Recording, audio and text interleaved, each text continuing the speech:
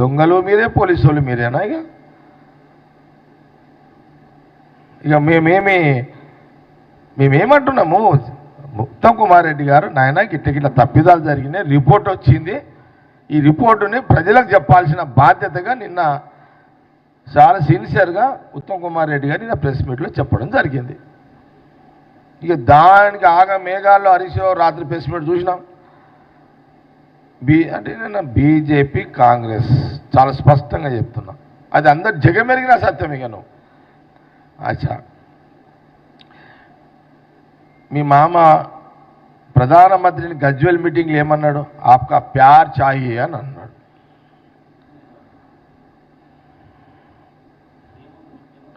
నీ ప్రేమ ఉంటే చాలు అని అన్నాడు. అది మీరే అన్నారు కదా. ఓకే, మీరిద్దరు ప్రేమించుకుంటే తప్పు కాదు. అంటే అందరము బాగుండాలి, అందరం అన్నదమ్ములుగా కలిసి ఉండాలి. నేను తప్పు వాడతలేను. రాహుల్ గాంధీ గారు ఏమంటున్నారు?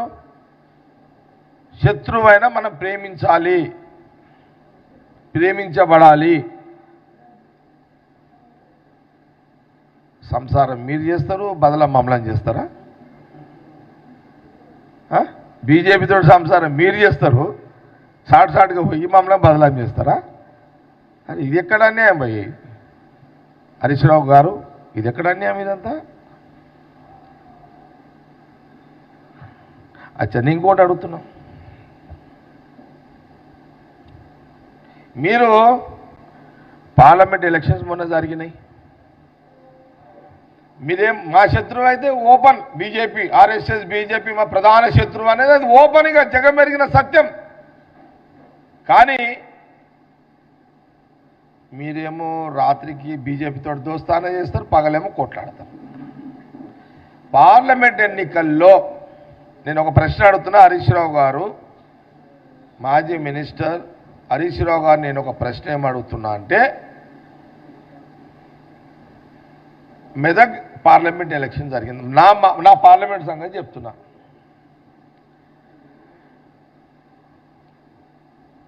మాజీ సీఎం, ప్రతిపక్ష నాయకుడు, గజ్వేల్ ఎమ్మెల్యే,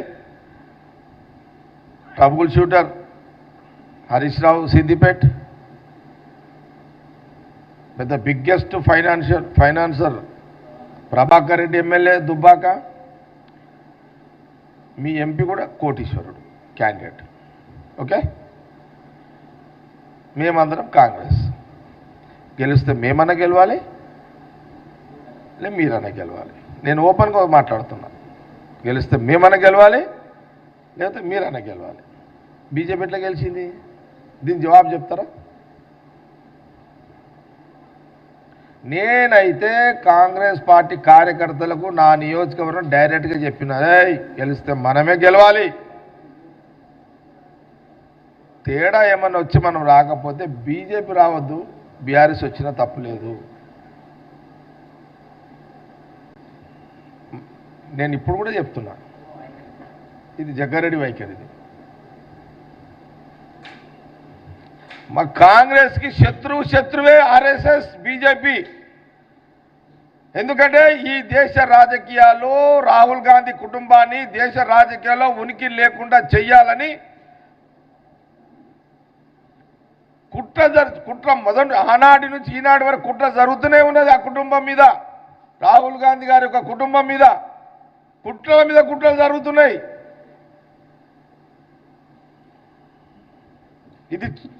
ఇదే కదా జరుగుతున్నది. కాబట్టి నాకు దీనికి జవాబు చెప్పాలి. మెదక్ పార్లమెంట్లో ముగ్గురు తోపులే కదా, కేసీఆర్ గారు, హరీష్ రావు గారు అండ్ ఆయన. నేనేమంటున్నా అంటే, మెదక్ మేం గెలవకపోతే మీరన్నా గెలవాలి, ఎంపీ బీజేపీ ఎట్లా గెలిచింది? దీని జవాబు మొదలు చెప్పిన తర్వాత నువ్వు కాంగ్రెస్ బీజేపీ గురించి మాట్లాడకు. అందుకే అన్నా, సంసారం చేసేది మీరు, బదలాం చేసేది మేమా? ఇది పోయింది.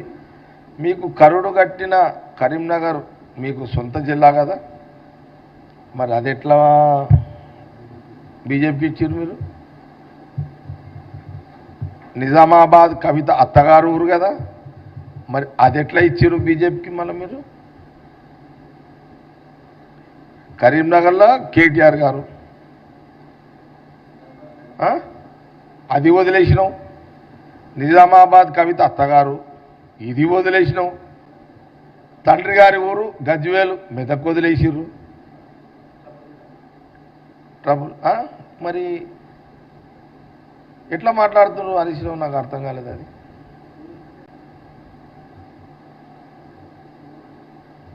మీ దగ్గర జవాబులు ఉండే ఎందుకు మాట్లాడుతున్నారు అని తెలియజేస్తూ, ఈ కాళేశ్వరం సంబంధించిన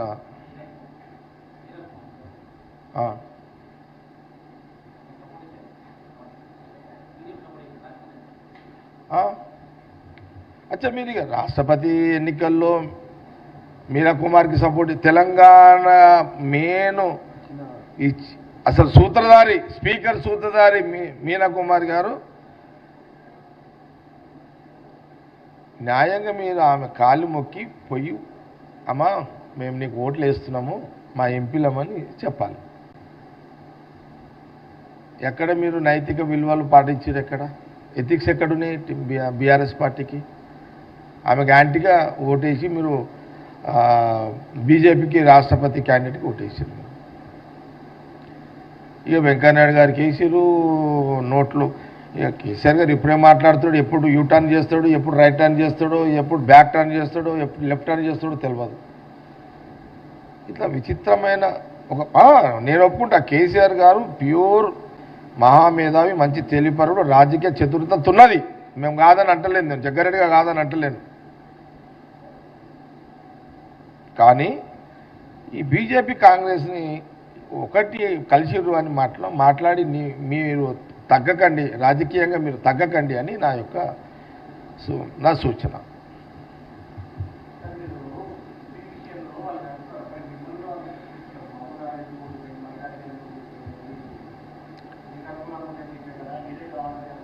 అది కూడా చెప్తున్నా. ఇప్పుడు మహబూబ్ నగర్ ఉంది, ఇప్పుడు నేనేమంటున్నా, సాటుకు సంసారం బీజేపీతో రాజకీయంగా చేస్తున్నది టీఆర్ఎస్ అని అంటున్నా కదా. తెలంగాణ రాష్ట్ర రాజకీయాలు ఇప్పుడు వాళ్ళకి ఏముంటుంది, ముఖ్యమంత్రి రేవంత్ రెడ్డి ఆ జిల్లాను టార్గెట్ పెట్టుకుంటారు వాళ్ళు. కాబట్టి ఆడ కాంగ్రెస్ గెలవద్దు, బీజేపీ గెలిచినా సరే అనేది వాళ్ళ డిజైను. సాటుకు ఓట్లేస్తే ఏం చేయమంటావు? చెవేళ్ళు కూడా అంతే. ఇప్పుడు లేదా తెలంగాణ రాజకీయాల్లో 8 సీట్లు బీజేపీకి రాగలిగితే, సికింద్రాబాదు అంతే కదా. ఏం చేస్తాము? సాటుకు పోయి వాళ్ళు గుద్దుండి మాకు ఇక్కడ కాంగ్రెస్ రావద్దు, బీజేపీ వచ్చినా పర్వాలేదు, మా ఓట్లు కూడా అక్కడనే వేసేయండి అని అంటే మనం ఏం చేయగలుగుతాము? అన్నీ అట్లనే. అవి కాదు, అవన్నీ కాదు, అవన్నీ వదిలేండి. నీ ఎవరా పొద్దున నామినేషన్లో టీఆర్ఎస్లో రాత్రికి లేదా బీఫారాలు ఎట్లంటే అది రాజకీయాల మామూలే, దాని చర్చ కాదు. ఇక ఇక్కడ కుట్ర అల్టిమేట్ కేసీఆర్ గారి యొక్క డిజైన్ ఏంటంటే, తెలంగాణ రాజకీయాల్లో కాంగ్రెస్ గవర్నమెంట్ సీఎం రేవంత్ రెడ్డి అతను ఉనికి దెబ్బతీయాలి, కాంగ్రెస్ ఉనికి దెబ్బతీయాలి అనే ఒక డిజైన్లోనే ఇక్కడ ఈ 8 సీట్లకు బీజేపీ గెలవడానికి కారకులు బీఆర్ఎస్. అది ఓపెన్గా కాదని హరీష్ రావు 1-to-1 డిబేట్కి రా, నేనే వస్తా. అన్నీ అంతే, ఎమ్మెల్సీలు కూడా అంతే, లోకల్ బాడీస్ కూడా అంతే. రేపు సర్పంచులు మున్సిపాలిటీలు ఒకటే వాళ్ళకి ఎజెండా. ఇక కాంగ్రెస్ ఉనికి ఉండొద్దు రాష్ట్ర రాజకీయాల్లో, మేము లేకున్నా సరే, అంటే వాళ్ళు ఖతమైపోయినా సరే, బీజేపీ వచ్చినా సరే, కానీ కాంగ్రెస్ ఉండొద్దు అనేది వాళ్ళ ఎన్నికల ప్రణాళిక, వాళ్ళ రాజకీయ ప్రణాళిక కేసీఆర్ది.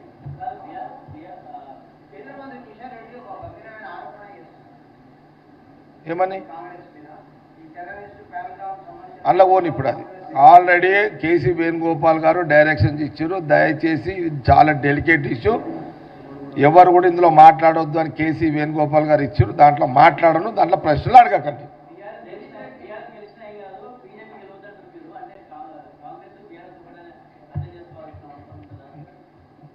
కాంగ్రెస్ గురించి చెప్పలేదు, నేను జగ్గారెడ్డి అని అన్నా. నేను నా పార్లమెంట్ గురించి మాట్లాడినా, నా పర్సనల్ లైన్ భయ్ అది, నా లోకల్ పాలిటిక్స్. నా దగ్గర బీజేపీ రావద్దు అని నా డిజైన్, అది నా డిజైన్ దెబ్బ కొట్టే కుట్ర హరీష్ రావు చేసిండు.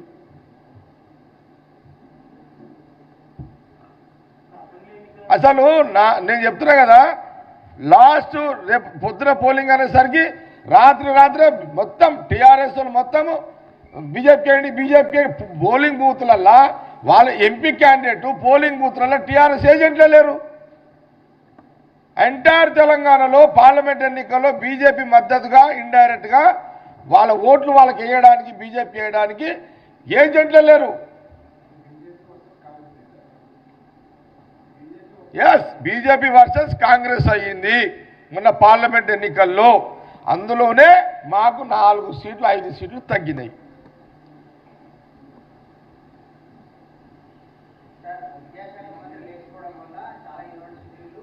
సబ్జెక్ట్ ఇది సైడ్ అయిపోతుంది సబ్జెక్ట్. అది ఏదంటే హరీష్ రావు గురించి నువ్వు 1000 అడుగు చెప్తా, జవాబు చెప్తా. ఇక అది పిల్లలు ఆడుకున్నట్టు ఉంటుంది రాకేష్. డేట్లు గిట్లు ఎందుకు డిబేట్? నేను అన్న చాలా విషయాలు ప్రశ్నలు అడిగిన మీడియా ద్వారా హరీష్ రావు గారిని నేను అడిగిన, దానికి జవాబు చెప్తే మీడియా ద్వారా చెప్తే సంతోషము. నేను మళ్ళీ దాని గురించి మాట్లాడతా, లేదంటే 1 to 1 రా అంటే కూర్చుంటే ఆయన ఏముంది దాంట్లో పెద్దది.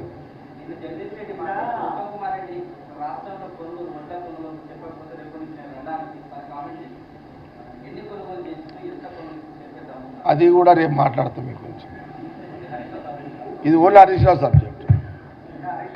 ఇప్పుడు హరీష్ రావు పెద్దోడా, జగదీష్ పెద్దోడు అంటే హరీష్ రావు పెద్దోడు అవుతాడు, ఈయన చిన్నోడు అవుతాడు. పర్సనాలిటీ పొలిటికల్గా చిన్నోడు అవుతాడు. ఎట్లా చూసినా కూడా పర్సనాలిటీ చిన్నది అవుతుంది. కాబట్టి టాపిక్ ఓన్లీ ఆయన ఇరిగేషన్ మినిస్టర్గా చేసిండు కాబట్టి పిలుస్తున్నా నువ్వు మరి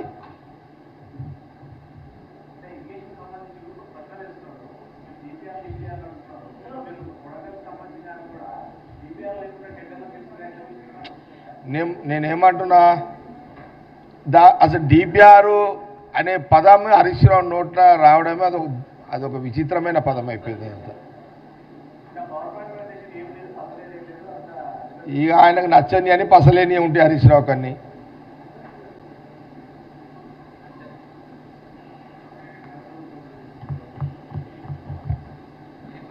ఎన్ని క్వశ్చన్స్?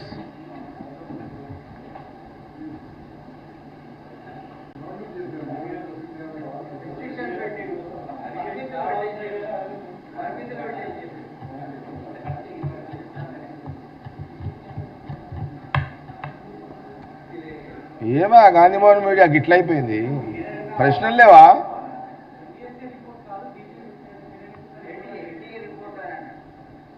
ఏమంటున్నావు?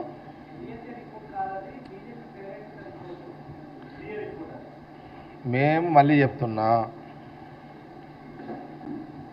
ఆర్ఎస్ఎస్ బీజేపీ రాహుల్ గాంధీ కాంగ్రెస్ భద్ర శత్రువులము. ఇది స్వాతంత్రం వచ్చిన కాడ నుంచి ఇప్పటి వరకు ఇంకా పోరాటం నడుస్తూనే ఉంటుంది. ఎక్కడ పడితే అక్కడ తిరిగే అర్హత, ఎక్కడ పడితే అక్కడ తిరిగే ఒక స్వతంత్రము బీఆర్ఎస్కు ఉంటుంది. ఫైటరే.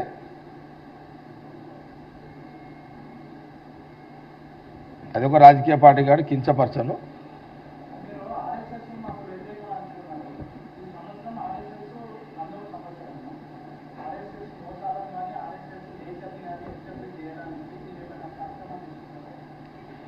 తప్పకుండా నాకు బాగా తెలుసు ఆర్ఎస్ఎస్ గురించి. నేను కాంగ్రెస్ పార్టీ అధిష్టానం గుర్తించిన రోజు జగ్గారెడ్డి ఆర్ఎస్ఎస్ గురించి నువ్వు ఏమైనా మాట్లాడతావా చెప్తా అన్న రోజు మళ్ళీ నేను దాని డిబేట్కి వస్తాను. మళ్ళీ నేను కొంత ఈరోజు సబ్జెక్ట్ ఏంటంటే ఇంకా మళ్ళీ చరిత్రలో పోతుంది మనం. ప్రధానంగా ఏంటంటే నిన్న హరీష్ రావు గారు మాట్లాడిన దాని మీద నేను కొంత జవాబుదారుగా కాంగ్రెస్ పార్టీ వర్కింగ్ ప్రెసిడెంట్గా మీడియా ముందుకు వచ్చి మాట్లాడడం జరుగుతుంది.